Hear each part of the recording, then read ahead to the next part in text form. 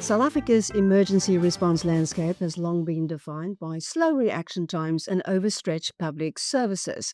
Aura stepped in to address that gap and built a tech platform that connects people in distress with the nearest private armed response or medical team. And today I'm speaking to Justin Suttner, the General Manager, Sub Saharan Africa of Aura, about how this homegrown solution has been exported to the world. Hi, Justin. Thanks so much for joining me today. Thanks for having me. So, I described a little bit of what the company does. How did it get started?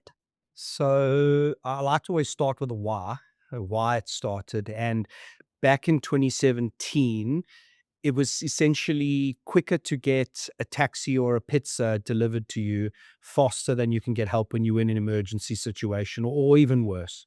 And so there was that glaring glaringly obvious, like that's just doesn't make any sense. We've got some of the biggest, if not the biggest, I stand to be corrected, private emergency response networks and industry in the world. And so what we saw was that we had a huge amount of private emergency response services, and we had a very, very limited amount of people being able to access them, essentially because of the cost.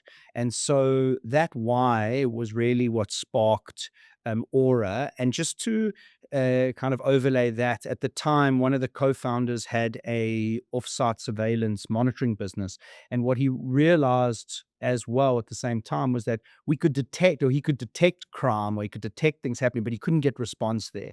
And so that's really what started the journey of Aura. Aura was born. And essentially the first vision was to create a world where everyone is safe, essentially democratizing access to private emergency response services, which previously was always reserved for the select few that had big homes and can afford a fancy alarms. And now it was about how do we enable access to the mass population of South Africa. So, but you don't build apps or have panic buttons or cameras. It's you have the platform. Correct. So I'm happy that you mentioned that. In the beginning, we always used to get misconstrued as an app or a security company or medical. We're not. We're essentially a marketplace platform. And what that means is that we've aggregated and added pretty much every security and medical response company on the country onto one platform. And through using our technology that we've built ourselves, we then have this platform, and we call it a marketplace because we call our service providers our suppliers, and then we clicked in the demand side of it. So squarely a tech platform that operates similar to a marketplace. And this is business to business. So our model started off like that, so business to business, and so we partnered with the likes of First Rands or FNB, Outsurance, Momentum, My Way, Tracker's a client. Uber was actually our first client, so we're the back end that we link to that Uber SOS feature for drivers and riders and Uber Eats, and that is how we still to this day distribute our product or our services through varying different corporations in South Africa, which is what we call our personal safety product, which is essentially around protecting an individual outside of their primary residence.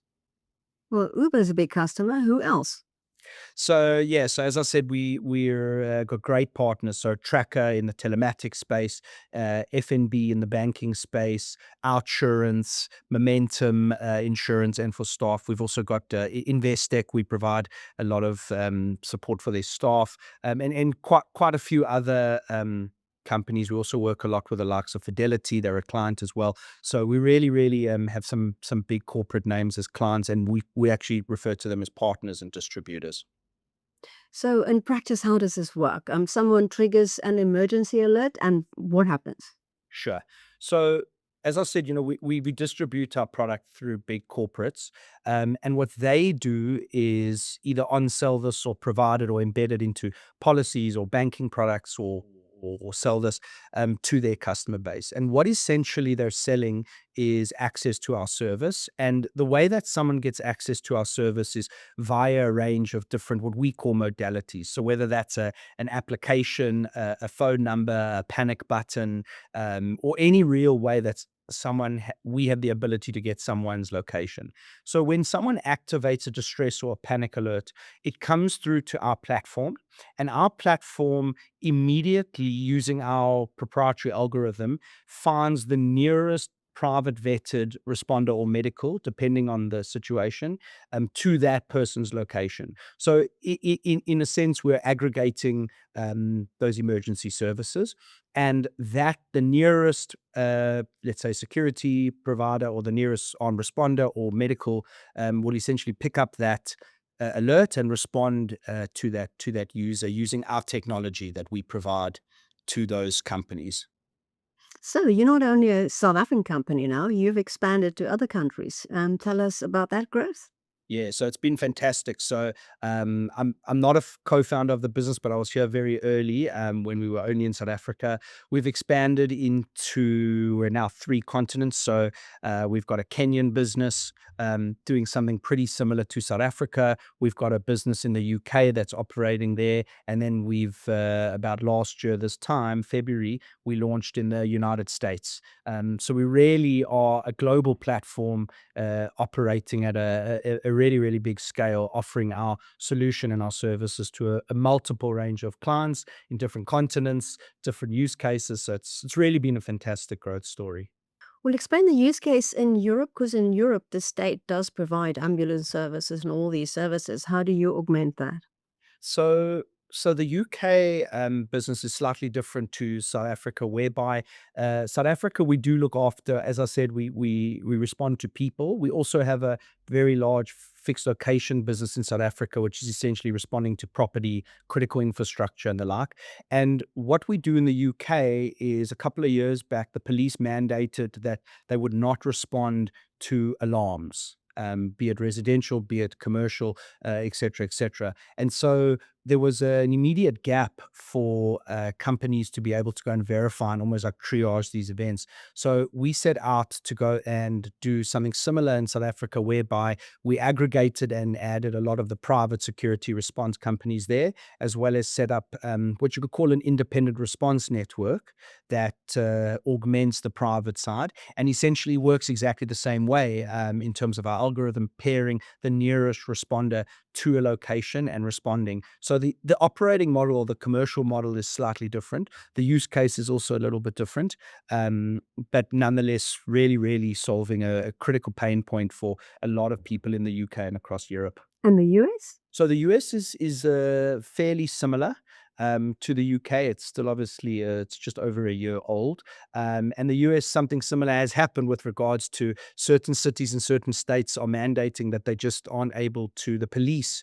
aren't able to respond to alarms, and the truth is that world's becoming a more connected place. Accessibility to alarms and security services is just growing exponentially. So we're seeing the same thing in the United States. It's already been mandated in quite a few areas. And so we started our US business in Dallas, Texas, and now it's expanding across the country, really at a rapid pace, outpacing what we expected. And do you have further expansion plans? Yes, we're an entrepreneur-led business, so expansion is always something that we're looking into. I would say at every continent, if I'm honest. My particular role around being in Africa, we are looking at opportunities in with the likes of Egypt. In Egypt, we're already in Ghana as well. We're operating in Namibia, so we are going to be expanding there. And then there's a few other regions on the cards. I won't give away too much at this point. You might have to watch the space, but India's certainly been mentioned a few times, and we think that's a really, really unique use case.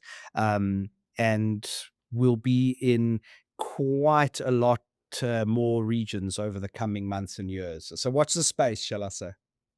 So you mentioned South Africa and Namibia. Who else in Sub Saharan Africa are you in now?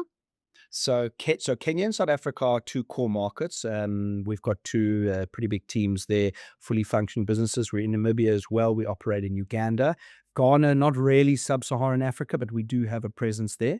And that's where we are at this point. That's where we're going to focus a lot of our time over the next like 3 to 4 months, with very strong response capabilities in each. Well, Justin, I've got most of what I want. Is there anything else you would like to add?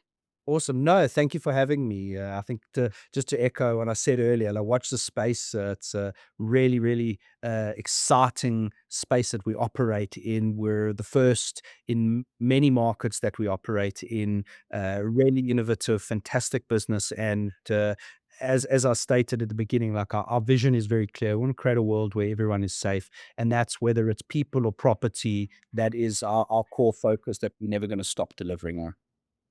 Well, Justin Suttner from AURA, thanks so much for speaking to us. Brilliant. Thank you.